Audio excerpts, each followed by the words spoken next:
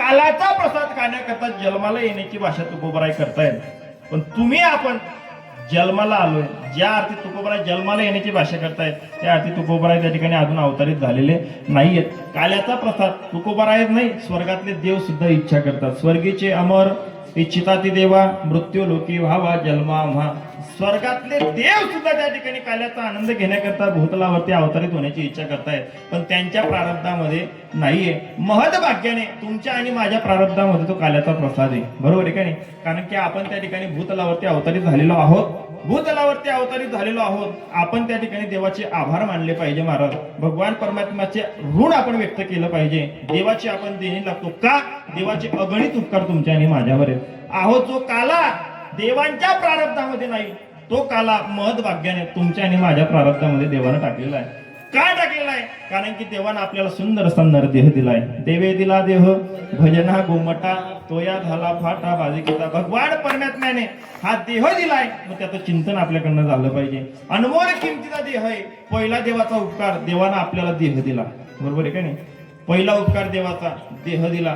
सगळ्यात महत्वाचा, देवानं जर उपकार केला असेल तर आपल्याला मानव देह दिलाय महाराज. पण याची आपल्याला किंमत नाही. ही शोकांतिका तुमच्या माझ्या जीवनातली. बरोबर आहे का नाही?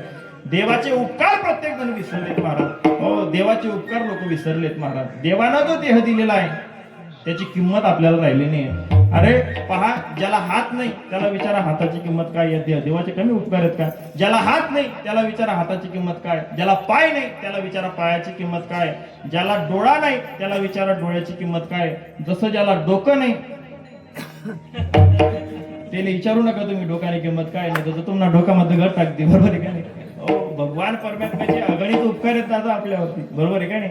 एक पार्ट जरी खराब झालं तरी सुद्धा माणसाची फजिती होते. बरोबर आहे का नाही? मेडिकल अप्रोच मध्ये कॅपिटल थंबरोले. पहा, भगवान परमात्म्याने तुम्हाला आम्हाला डोळ्याच्या मागे 3 व्हेन्स दिले आहेत. 3 व्हेन्स दिले आहेत. इना मीना शशीना 3 नसा दिल्या तर का डोळ्याच्या मागे प्रत्येकाला आहेत त्या. हो, चेक करून पहा, लक्षपूर्वक आहे का? 3 व्हेन्स दिले, इना मीना शशीना. एकाही तरी नशीचा प्रॉब्लेम झाला तरी सुद्धा माणसाची फजिती होते. बरोबर आहे का नाही? हो, काही लोक म्हणतात महाराज मला लांबचं दिसतं पण जवळचं दिसत. काही लोक म्हणतात महाराज मला जवळचं दिसतं पण लांबचं दिसत नाही. बरोबर आहे का नाही? काही म्हणतात महाराज मला अंतरावरचं दिसत नाही. हो, आमच्या गावामध्ये एक माणूस आहे, त्याला डोळ्याचा प्रॉब्लेम झाला. डॉक्टरकडे चेक करण्याकरता गेला पारोळ्याला. बरं का, डॉक्टरने काय केलं, तो म्हणे हो होतो ना 3 निबिड नसात मग पॉलिटिशी. हो, 3ही नसांवरती त्या ठिकाणी महाराज त्या ठिकाणी 3ही नसांवरती तुला त्या ठिकाणी कार्य करावं लागणार आहे. म्हणून त्या ठिकाणी डॉक्टरने डोळे चेक केले आणि त्याला 3 चष्मे दिले. किती चष्मे दिले? बोलत चला. 3 चष्मे दिले. तो 3ही चष्मे घेऊन घरी आला. मग त्याला एका जणाने विचारलं, म्हणे का रे बाबा त्या ठिकाणी तू डोळे चेक करण्याकरता गेला होता, मग तुला काय सांगितलं डॉक्टरने? म्हणे काही नाही, म्हणे 3 चष्मे दिले म्हणे. म्हणे हो बापरे 3 चष्मे दिले. म्हणे असा कोणता उलटी फिटिंग ना डॉक्टर होता, 3 चष्मा देऊ का म्हणे. अरे म्हणे बरोबर आहे. कसं, हा जो चष्मा आहे हा लांबचं पाहण्याकरता आहे. बरोबर आहे का नाही? हा जो चष्मा दिलाय हा एक चष्मा हा लांबचं पाहण्याकरता आहे. हा जो एक चष्मा दिलाय हा जवळचं पाहण्याकरता आहे. बरोबर आहे का नाही? मग तो म्हणे ठीक आहे, हा एक लांबचं पाहण्याकरता हा एक जवळचं पाहण्याकरता आणि हा 3रा चष्मा का बदलले? तो म्हणे हाऊ चष्मा या 2 चष्मा कोणी ठेवले तर ते देखा करतात.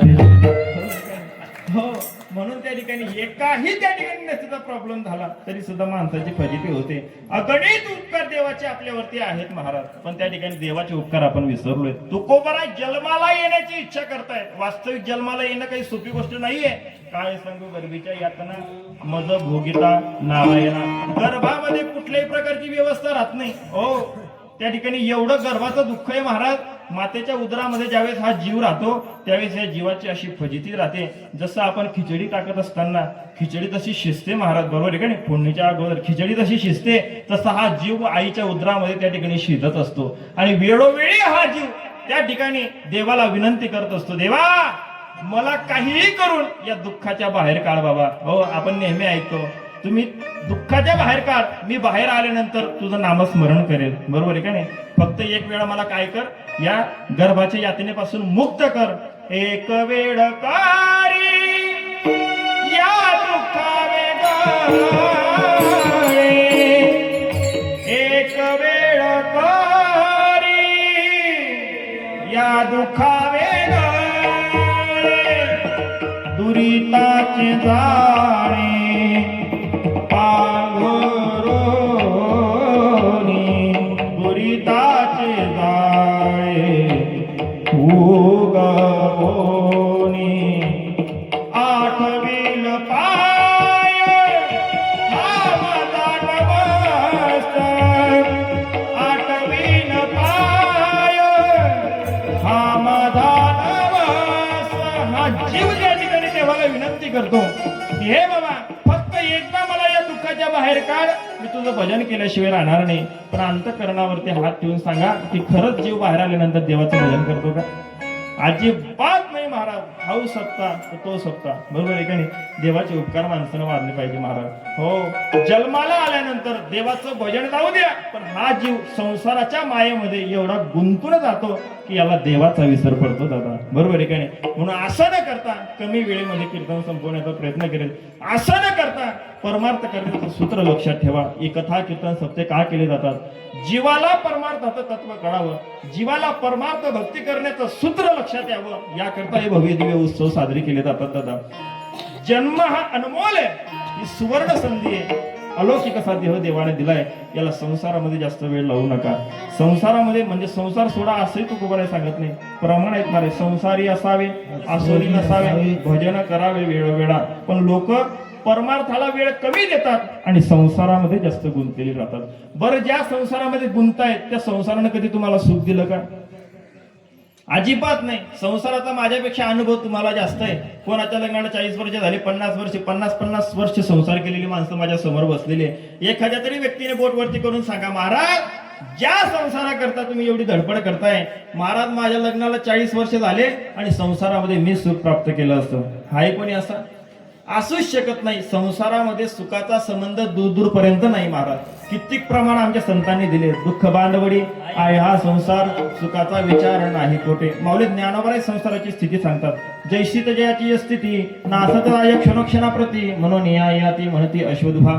ज्या संसाराकरता तुम्ही देवाचा विसर पाडताय त्या संसारानं तुम्हाला कधी सुख दिलं नाही संसारामध्ये तुम्हाला अनमोल देह प्राप्त झालाय याचा सुद्धा विसर तुम्हाला पडलेला आहे संसारानं माणसाला कधी सुख दिलं नाही दादा खानदेश कन्या बहिणाबाई चौधरींची गोड कविता आहे बहिणाबाई सांगतात संसार कसा आहे बहिणाबाई सांगतात संसार कसा आहे व्यथा मांडली कवयित्री बहिणाबाईंनी बहिणाबाई सांगतात अरे संसार संसार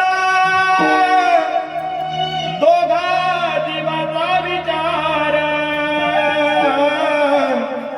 देतो सुखाला नकार अन दुःखाला मोकार अरे संसार संसार जसा तवा चुलीवर आधी हाताले चटके मग मिळते भाकर अरे संसार संसार जसा कपशी नगर बशी बशे आरामशीर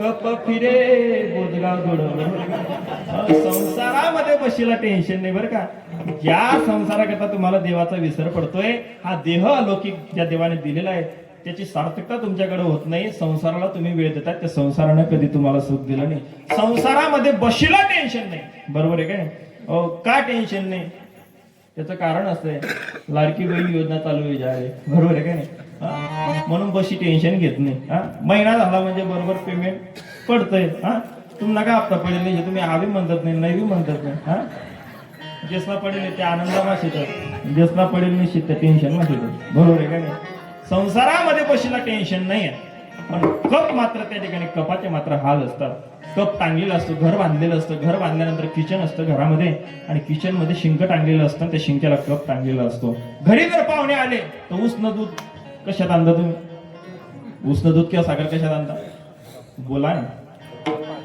कपात आणतात बरोबर आहे काय तसं एका ठिकाणी अचानक झालं एका ठिकाणी अचानक एका माईकडे पाहुणे आले तिच्याकडे दूध नव्हतं तिने लेकराला सांगितलं हे बाळू काकूकडून त्या ठिकाणी उष्ण दूध घेऊन ये तो मुलगा पळत पळत किचन मध्ये गेला शिंक्याजवळ गेला शिंक्याला टांगलेला कप त्यानं काढला नुसता कप नाही काढला कपाच्या कानात बोट घातलं गरगर गरगर करत पाहुण्यांच्या समोरून निघाला कपले असं वाटलं अरे ज्या संसाराकरता हाडाचे काळं केले, रक्ताचं पाणी केलं, रात्रीचा दिवस केला, राब राब राब राब ज्या संसाराकरता राबलो, एवढा या संसाराकरता करून जर कधी या संसारामध्ये माझी किंमत शून्य झाली असेल तर अशा संसारामध्ये राहून उपयोग काय? पहा, आमचे गुरुजी सांगायचे, संसारामध्ये तुम्ही कितीही करा काहीच कामाला येत नाही, आणि परमार्थामध्ये थोडं जरी केलं ते सुद्धा वायाला जात नाही. म्हणून माणसानं परमार्थ करावा. परमार्थाचं आणि संसाराचं गणित सांगायचे. संसारात आणि परमार्थात काय फरक आहे लक्षपूर्वक ऐका बरं का. पहा, संसारामध्ये माणसाचं जसं जसं वय वाढतं, कशामध्ये? संसारामध्ये माणसाचं जसं जसं वय वाढतं तशी तशी त्याची किंमत कमी होते. लहानपणी आई वडील म्हणतात आमच्या लेकराला अजून काही कळत नाही. आमच्या भागामध्ये लग्न झाल्यानंतर पत्नी सांगते आमना येसले काही अक्कल किंवा आमना येसले काही उमजत नाही, असं आमच्या भागात बरं काही इथलं नाही सांगत. हो, लक्षपूर्वक आहे का. नातू पंतू झाल्यानंतर नातू सांगतात आमना बाबाला काही समजत नाही, दिनभर वटर वटर करत, बाबाला समजत काय आई मला उमजत नाही.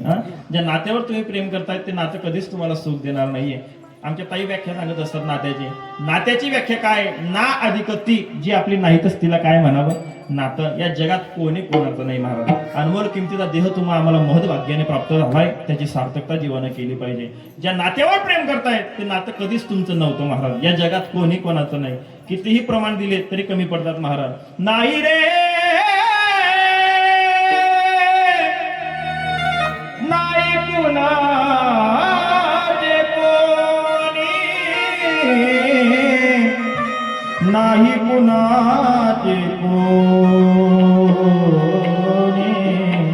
नाही कुणाचे कोणी. बहीण कुणाची भाऊ कुणाचा, कोण कुणाचे सगळे सोयरे, अंतीला सिला एकल्याची पाण्या, माझे माझे म्हणून. या जगात कोणी कोणाचं नाही. म्हणून ज्या देवानं देव दिलाय त्याचं भजन जीवनामध्ये केलं पाहिजे. कपाला असं वाटलं, मी सांगत होतो, संसारामध्ये जसं जसं वय वाढतं तशी तशी त्याची किंमत कमी होते. पण परमार्थाचं गणित असं आहे, परमार्थामध्ये माणसाचं जसं जसं वय वाढतं तशी तशी त्याची किंमत वाढत जाते. म्हणून माणसानं परमार्थ करावा लागतो. परमार्थामध्ये केलेलं कधीच वाया जात नाही, हे सूत्र जीवनामध्ये लक्षात ठेवणं महत्वाचं आहे. हो, कपने असा विचार करा, ज्या संसाराकरता हाडाच्या काळं रक्ताचं पाणी केलं, एवढं राब राब या संसाराकरता राबलो, एवढं करून जर या संसारामध्ये माझी किंमत शून्य झाली असेल, अशा संसारात बघून उपयोग काय. कपने आत्महत्या करा, कान करा, पोरगाना आत्म उडी मार देणे, झाड कशी कप पडला. जसा का कप पडला कान तुटला. कान तुटलेल्या कपात काय भरतात? आपल्या भागात तर तुमच्याकडे कान तुटत नाही, कप ना तुटतो का नाही, ठेसा भरतात. काही भागात त्याला खुडा म्हणतात. मराठवाड्यात जर गेलं तर त्याला चटका म्हणतात. असा गणच कान तुटेल कप. ते सांगतात चला कीर्तनले, तुम्ही चला मी नातोली झोपाडी, बरोबर आहे का नाही. कीर्तनले चालू सांगा नातोली झोपाडा, नाव सांगा देवनी देतो ना, फ्लूज काढली ना, नातोली झोपाडी तो. परमार्थाच्या बाबतीमध्ये तडजोडपणा करू नका. हे उदाहरण पडत नसेल, शेवटचं उदाहरण देतो. त्या ठिकाणी आपण त्या ठिकाणी कृष्ण चरित्रामध्ये प्रवेश करणार. लक्षपूर्वक ऐका बरं का. हो, देवाचा विसर पडता कामा नाही या विषयावर मी बोलतोय. अनमोल किमतीचा देह जो देवांना प्राप्त झाला नाही, तुकोबराय ज्या देहामध्ये येण्याची इच्छा करतायत काल्याचा प्रसाद खाण्याकरता, तो महत्भाग्याने तुम्हाला आम्हाला प्राप्त झाला. याला संसाराकरता जास्त वाया घालू नका. हा मुद्दा पटवतोय तुम्हाला, कारण की संसारामध्ये सुख नाहीये, बरोबर आहे काय. लक्षपूर्वक आहे का. जुने कीर्तनकार सांगायचे बरं का. जुने कीर्तनकाराच्या मुखातला दृष्टांत ऐकलेला, त्याचा फक्त भाव घ्यायचा, कारण की सिद्धांत पटण्याकरता दृष्टांत दिली जातात. लक्षपूर्वक ऐका. महिला मंडळासाठी खास आहे बरं का. महिला मंडळ तुम्ही थोडा अपडेट राहा. लक्षपूर्वक ऐका. मला सांगा, गोधडी शिवता का तुम्ही? गोधडी हा तर म्हणा, मी कोणतं लगेच शिवायला नाही राहणार. तुम्ही इथं टेन्शन मग पडी घ्या. बोला ना, शिवता की नाही? गोधडी शिवताना, गोधडी शिवण्याकरता दोन गोष्टी लागतात. कोणत्या दोन गोष्टी? सुई आणि ज्या शिवतो तेच नाही. बोला, तुम्ही शिवतोस का? सुई आणि दोरा. महिला मंडळा, सुई आणि दोरा. मला एक सांगा, सुईच्या नादी दोरा लागतो का दोराना नादी सुई लागस? कोण कोण आनंदी लागल? सुईच्या नादी, करेक्ट. सुईच्या नादी दोरा लागतो, पण त्या दोराला माहिती राहत नाही इना नादी लागेल काही भाव पडा रे काय. हिच्या नादी लागलेला आपल्याला काही भाव पडणार नाही. हो, सुईचं वैशिष्ट्य आहे का तुम्ही? सुईचं वैशिष्ट्य आहे का? सुई गोधडीच्या या काठापासून तर त्या काठापर्यंत, लक्षपूर्वक ऐका बरं का, सुई गोधडीच्या या काठापासून ते त्या काठापर्यंत खालवर खालवर करत जशीच्या तशी मोकळी निघून जाते. सुई गोधडीच्या या काठापासून त्या काठापर्यंत खालवर खालवर करत जशीच्या तशी मोकळी निघून जाते. सुई मोकळी निघून जाते पण दोऱ्याला मात्र अटकवून जाते. बरोबर आहे का नाही? तरी बी त्या दोरांना ध्यान माहित नाही, फुल फॉर्म मारा असतो तरी त्याच्या लक्षात येत नाही. मग त्याला कळतं केव्हा, ज्या वेळेस आपल्याला सुतक आलं, सुतक पिटल्यानंतर आमच्या माता मावल्या काय करतात, सगळ्या गोधड्या धुण्या करता काढतात, सगळ्या गोधड्या टपात टाकतात, टप डोक्यावर घेतात, नदीवर घेऊन जातात, टप खाली ठेवला जातो, टपातली गोधडी काढली जाते. टपातली गोधडी काढली की गोधडी पाण्यात टाकली जाते, पाण्यातून गोधडी काढली की एक माय तिकडनं एक माय इकडनं दडादड ती गोधडी खडकावरती आदळली जाते. जशी जशी ती गोधडी खडकावरती आदळली जाते तसं तसं त्या दोरांना अंग दुखत आणि तवय त्याला समजत जर इना नांदे लागतो नाही तर अशी मनी फजिता होती नाही रे काका. बरोबर आहे का नाही? हो, तुला तवय समज नाही रे काका. बरोबर आहे का नाही? हो, दृष्टांत बाजूला ठेवा, सिद्धांताकडे लक्ष द्या. जीव रूपी दोरा माया रूपी सुईच्या नादी लागला. बरं का, हा जो जीव आहे ना हा माया रूपी संसाराच्या नादी लागला. जीव रूपी दोरा माया रूपी सुईच्या नादी लागला आणि माया रूपी सुईच्या नादी लागल्यामुळे त्याला देवाचा विसर पडला. आणि संसार करत असताना देवाचा विसर पडला की माणसाला दुःख भोगावं लागतं. म्हणून संसार करत असताना देवाचे उपकार आणि देवाचा विसर कधी पडता कामा नाही. देवाचं नावच आपल्याला तारणार आहे महाराज. आपण नेहमी ऐकतो कधी दुःख येऊ नये असं वाटत असेल संसारामध्ये तर देवाच्या नावाचा विसर कधी पडू देऊ नका.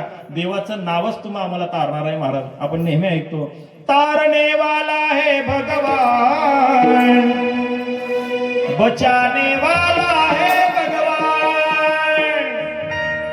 बालन बाका होगा उसका, बालन बाका होगा उसका जिसके साथ है दया निधान. तारने वाला है भगवान, बचाने वाला है भगवान, नाम तुम्हारा तारनहारा हो, नाम तुम्हारा तारनहारा तेरा दर्शन होगा जिसकी रचना इतनी सुंदर हो.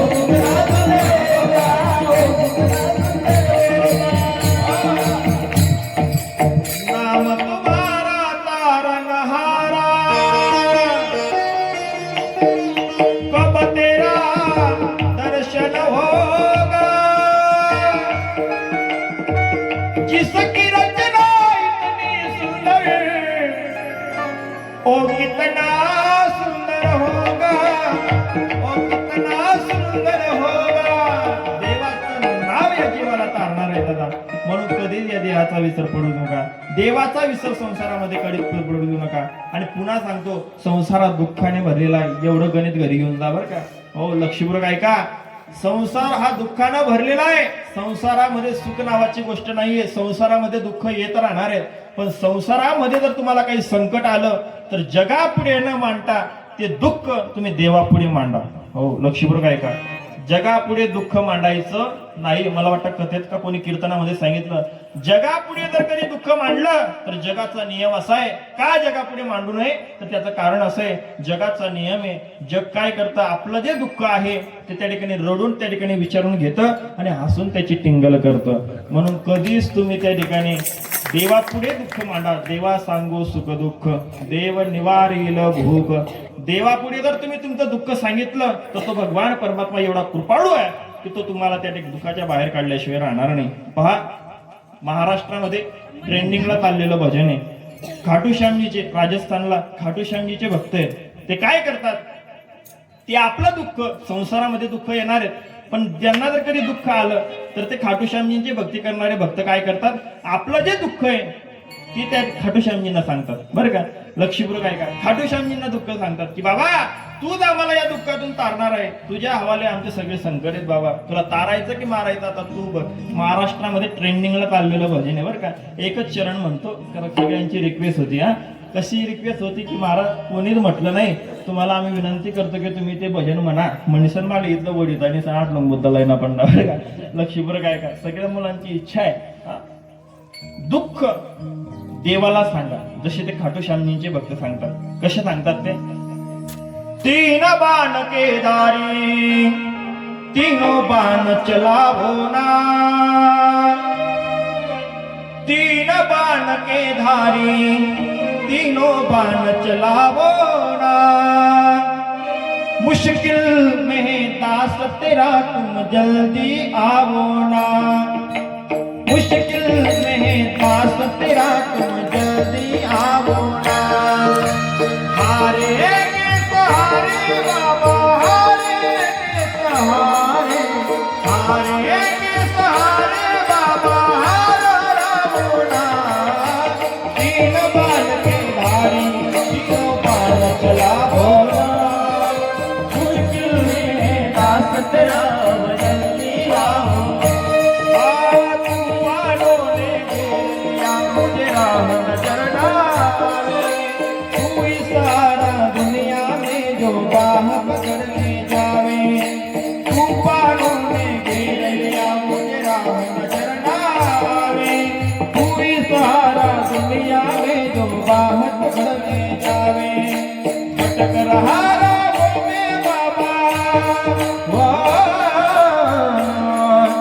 भटक रहा राहों में बाबा, राज दिखाओ ना, तीन बाण के धारी तीनों बाण चलावो ना, मुश्किल में दास तेरा तुम जल्दी आओ ना। कृष्ण को जिसने दान दिया दानी पे आ गए, हमने सुना तेरा नाम लिए तो संकट सब भागे, ये विपदा को हमारी बाबा, ये विपदा को हमारी बाबा दूर भगाओ ना, तीन बाण के धारी तीनों बाण चलावो ना, मुश्किल में दास तेरा तुम जल्दी आओ ना। ओ तीन बाण के धारी तीनों बाण चलाओ ना, मुश्किल में दास तेरा अब जल्दी आओ ना। हो शाबाश,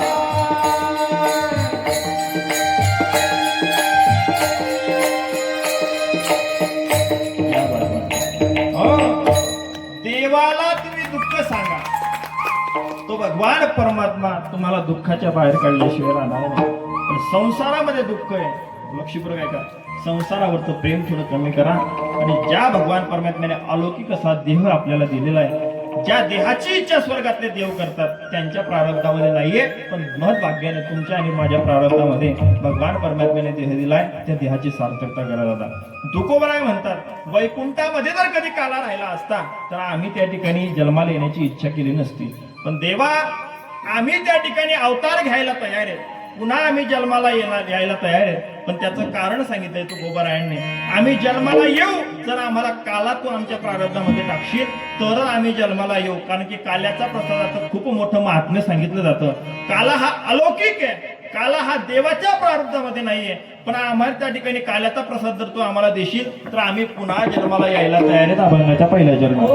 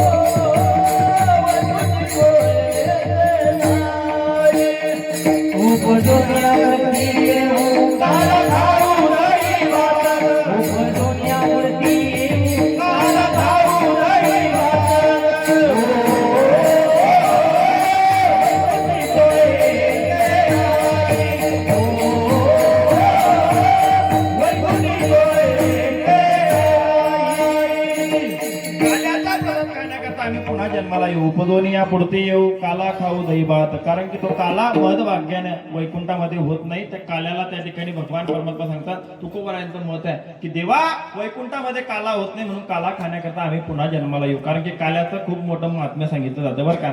सप्ताह 7 दिवसाचा असो 1 महिन्याचा असो किंवा 1 वर्षाचा असो, महाराज सप्ताह कितीही मोठा असला पण त्याची जी सांगता आहे ती कशाच्या कीर्तनाने होत असते? काल्याच्या कीर्तनाने. सप्ताहाला पूर्णत्व आलं हे कशाने समजावं? काल्यानं. तसं पहा, मंदिर पूर्ण झालं हे आपण केव्हा समजतो? मंदिराच्या कामा कलश कलश चढला म्हणजे समजावं मंदिराचं काम पूर्ण झालं. हो, नदी नाल्याला मिळाली म्हणजे समजावं नदी पूर्णत्वाला.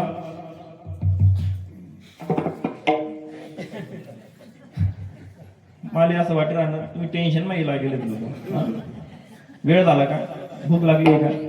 तसं काय नाही. काल्याचं कीर्तन असं आहे महाराज, हनुमानजी की शेपुटे. हो, किती लांबवता येतं लगेच सुद्धा त्या ठिकाणी आवडता येतं बरं का. हो, सांगतो तुम्हाला, नदीचं पूर्णत्व केव्हा आहे? ज्या वेळेस नदी समुद्राला जाऊन मिळाली की समजावं नदी पूर्णत्वाला गेली. तसं काल्याचं कीर्तन झालं की समजावं काल्याची सांगता झाली. हो, काल्याचा सप्ताहाचा शेवट होत नव्हतो, बरोबर आहे काय? सप्ताहाची सांगता झाली असं समजावं. काहींना सांगता सुद्धा त्या ठिकाणी समजत नाही. काही लोकांना काही ठिकाणी एवढा पुन्हा मातेल, काही ठिकाणी महाराज त्याची गावात महाराज विशेष वाटतं मला, सप्ताहाची सांगता झाली हा सुद्धा भाव लोकांना माहिती नाही. काही लोक म्हणतात महाराज आमना गावना सप्त्या उठी घ्या, बरोबर आहे का? काही लोक आमना गावना सप्त्या बठी घ्या, बरोबर आहे का? हो, उठी घ्या बठी घ्या. काही ठिकाणी असं ऐकायला भेटतं. काही लोक म्हणतात महाराज आमना गावना सप्त्या मुडी घ्या, बरोबर आहे. काही ठिकाणी म्हणतात आमना गावना सप्त्या आपटी घ्या, बरोबर आहे. तर महाराज सप्ताह त्या ठिकाणी कधी संपत नसतो, सप्ताहाची सांगता होते. म्हणून त्या ठिकाणी काल्याला विशेष महत्व आहे. पण मग देवानं काला कुठं केला? गोकुळामध्ये काला केला. सगळ्यांना कृष्ण चरित्र माहिती आहे. धावत्या वेळामध्ये 20 मिनिटांमध्ये सांगण्याचा प्रयत्न करतो. अर्ध्या तासामध्ये सेवा समाप्त होणार आहे. तुम्ही काही झोप बिपणी लागे राहिले ना? चालेल, काही हरकत नाही. हो, काल्याचा भाव सांगण्याचा प्रयत्न करतो. काल्याला खूप त्या ठिकाणी विशेष महत्व आहे बरं का. लक्षपूर्वक ऐका. 7 दिवस कीर्तन ऐकायचं नाही जमलं तरी चालेल, नुसतं कालानं कीर्तन ऐकली ना तरी सुद्धा 7 दिवस कीर्तन ऐकल्याचं पुण्य पदरात प्राप्त होतं. एवढी काल्याची ताकद आहे. हो, पुन्हा काल्याचं कीर्तन ऐकल्याने काय होतं तर काल्याचं कीर्तन ऐकल्याने माणूस चोरीच्या पापातून मुक्त होतो. ही काल्याच्या कीर्तनाची ताकद आहे बरं का. चोरीच्या पापातून मुक्त होतो माणूस. मग तुम्ही असं म्हणशाल महाराज वरीसभर चोरी करा आणि एक काला कीर्तन ऐकलं, तसं नाही बरं का. कळत नकळत जर आपल्याकडनं काही झालं त्याची पूर्णाहुती म्हणून त्याचं पूर्णत्व त्याचं कधीतरी परतफेड त्या ठिकाणी करावी म्हणून त्या ठिकाणी काल्याचं कीर्तन जर श्रवण केलं तर त्या पापातून माणूस मुक्त होतो. अनेक फायदे काल्याच्या कीर्तनाचे सांगितले जातात महाराज. काल्याचं कीर्तन म्हणजे त्या ठिकाणी सगळ्यांचं आवडतं कीर्तन आहे, कारण की तिथे भगवान परमात्म्याचं चरित्र उच्चारण केलं जातं. काल्याच्या कीर्तनामध्ये काय करावं लागतं? चरित्र ते उच्चारावे. देवे केले गोकुळी. भगवान परमात्म्याने जे गोकुळामध्ये चरित्र केलं त्याचं उच्चारण करावं लागतं. लक्षपूर्वक ऐका. आचरण करावं लागत नाही, कारण की देवाचं आचरण करणं काही सोपी गोष्ट नाही. आचरण जर करायचं असेल तर प्रभू रामाचं करावं महाराज, बरोबर आहे का नाही? प्रभू रामाचं आचरण करा, ते आपल्याला परवेडेलेबल आहे. पण ह्या देवाचं नाव, ह्या देवाचं आचरण करण्याची आपली ताकदही नाही, क्षमताही नाही, सामर्थ्यही नाही, बरोबर आहे की नाही? आचरण करायचं असेल तर प्रभू रामाचं करा, कारण की प्रभू राम म्हणजे एक आदर्श देवी महाराज. हो, पहा, एक पत्नी, एक वचनी आणि एक बाणी, बरोबर आहे की नाही? रघुकुलरीत सदा चली आई, प्राण जाई मन वचन जाई. हो, आचरण जर कधी करायचं असेल तर रामाचं करा. एक वचनी, एक पत्नी, एक बाणी महाराज. तसं कृष्ण भगवान परमात्म्याचं नाहीये. कृष्ण भगवान परमात्म्याचं अनेक पत्नी, अनेक वचनी आणि अनेक बाणी, बरोबर आहे का नाही? पण काही लोक देवाची बरोबरी करायला जातात, बरोबर आहे का नाही? काही लोक म्हणतात महाराज तुमना देव चोर होता. काय लोक म्हणतात तुमच्या देवानं दही दुधाची चोरी केली, तुमना देव चोर होता. आमना देव काय असं रेल्वेनं लोखंड उपाडत फिरे का? बरोबर आहे का नाही? रेल्वेचं लोखंड चोरत फिरायचा अजिबात नाही महाराज. भक्ता राखे पायापासी दुर्जनासी सवारी. भक्तांच्या इच्छा पूर्ण करण्याकरता देवा भगवान परमात्म्याने ते त्या ठिकाणी कृत्य केलं. पहा, लक्षपूर्वक ऐका. देवाची बरोबरी करणं सोपी गोष्ट नाही. काही लोक देवाची बरोबरी करण्याचा प्रयत्न करतात. महाराज भगवान गोपाल कृष्णाला 16,108 बायका होत्या. किती होत्या? 16,108 बायका देवाला होत्या. मग आम्ही 1-2 कर्यात तर काय फरक आहे, बरोबर आहे का नाही? हो काका, एकच बाईने तरी एकाच बायकोने आपली फजिती केली. हो बरोबर आहे का नाही? 16,108 बायका सांभाळणं काही सोपी गोष्ट नाही महाराज. तुकोबाने वर्णन केलं. तुका म्हणे नटधारी भोग भोगोनी ब्रह्मचारी. तो देव आहे, त्याच्यासाठी कुठलीच गोष्ट अशक्य नाही दादा. बरोबर आहे का नाही? चतुरातो शिरोमणी गुण लावण्याची खाणी मुकुट सकळा म्हणे धन्य तो जे विठोबा. तो भगवान परमात्मा, त्याची बरोबरी. मग देवाची बरोबरी करायची असेल, मग देवानं ही बरोबरी तुम्ही करतायत पत्न्यांची, पण मग देवानं जे कार्य केलं त्याची बरोबरी थोडी केली पाहिजे ना. 12 गाव आगळे देवानं गिळला, आपल्या अगरबत्तीनं चटका सैन होत नाही. बरोबर आहे का नाही? देवानं गोवर्धन पर्वत करंगळीवरती उचलला, आपल्या युरियाने गुण 366 केला. बरोबर आहे का नाही? देवाची बरोबरी आपल्याकडनं होणार नाही महाराज. भगवान परमात्म्याने हलाहल विष धारण केलं. बरोबर आहे का नाही? आपण त्या ठिकाणी कुठे देवाची बरोबरी माणसाने करू नये. मग देव अवतार केव्हा घेतो? लक्षपूर्वक ऐका. देव अवतार केव्हा घेतो? अवताराला येण्याचं कारण काय महाराज? दुर्जनाचा संहार करण्याकरता आणि भक्ताचं रक्षण करण्याकरता भगवान परमात्मा अवतरित होतो.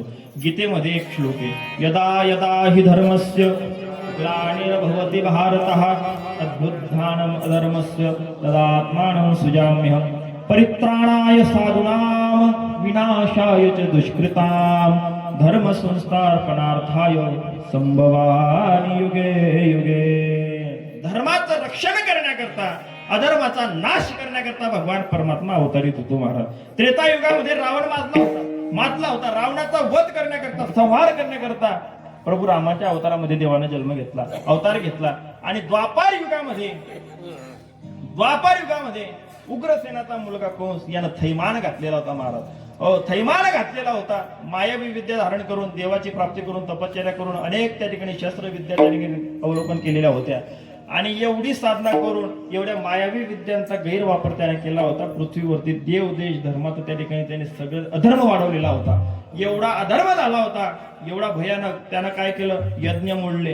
देवाची भक्ती करणारे जे साधक आहेत त्यांचा छळ सुरू केला. हो, ब्राह्मणांना त्रास देऊ लागला. यज्ञ याग त्याने मोडले महाराज. एवढा अधर्म त्यानं वाढवला, एवढा अधर्म वाढवला की पृथ्वी मातेला त्या पापाचा भार काही सहन होईना. पृथ्वी मातेने काय केलं? पृथ्वी माता त्या ठिकाणी कंटाळली त्याच्या पापाला. लक्षपूर्वक ऐका. पृथ्वी माता कंटाळली आणि पृथ्वी मातेने का गायीचं रूप धारण केलं. हो, गायीचं रूप धारण केलं आणि ब्रह्मलोकामध्ये ब्रह्मदेवाकडे गेले. वत्सरूपी पृथ्वी ब्रह्मापाशी जाय. हो, ब्रह्मदेवाकडे पृथ्वी माता गेली आणि सांगितलं, हे देवा, कंसानं त्या ठिकाणी थैमान घातलेला आहे, अधर्म वाढवलेला आहे, धर्माचा नाश त्यानं केलेला आहे. हो, काहीतरी मला पापाचा भार सहन होत नाही, माझी याच्यातून माझी सुटका करा. आणि त्यावेळेस ब्रह्मदेवानं सांगितलं, हे डिपार्टमेंट माझ्याकडे नाहीये, आपल्याला त्या ठिकाणी क्षीरसागरामध्ये भगवान विष्णूंकडे जावं लागेल. ब्रह्मदेव, चंद्र, सूर्य, इंद्र सगळेजण गेले महाराज. सगळेजण त्या ठिकाणी ब्रह्मदेवासोबत पृथ्वी मातेला घेऊन क्षीरसागरामध्ये गेले.